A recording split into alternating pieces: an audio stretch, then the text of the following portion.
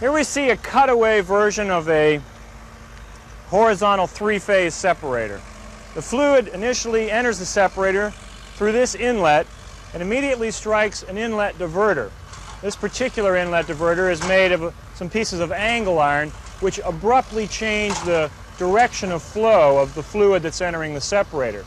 This does the initial gross separation of liquid from gas.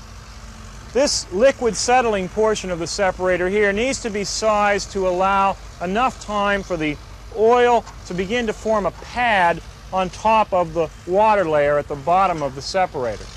The gas, of course, comes to the top of the separator. In this particular vessel, we also have some grating here which acts as straightening vanes to smooth out the flow of gas and liquid through the separator.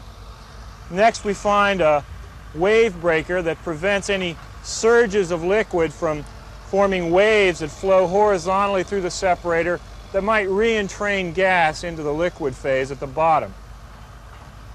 In this particular separator, we next see a wire mesh mist extractor.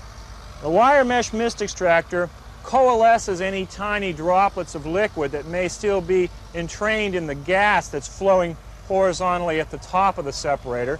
And coalescing these liquid droplets allows them to fall down to the bottom and re-enter the liquid phase at the bottom of the separator.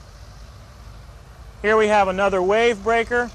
And finally, we get to the end of the separator that's responsible for the separate dumping of the oil and water phases after they've been separated. We see here this weir which allows the oil on the top of the water to spill over into this bucket here, which is monitored by a float or a level displacer inside this bucket, which operates this controller, which operates this liquid dump valve down here for the oil phase. Just behind the oil bucket, we see another float which senses the interface between the oil and water within the separator.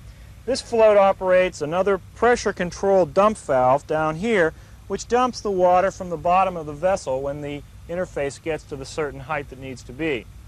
On top of our separator, we also see our gas outlet where the gas is taken off, and just behind that another gas outlet with a safety valve to the flare line in case the pressure in the separator gets too high.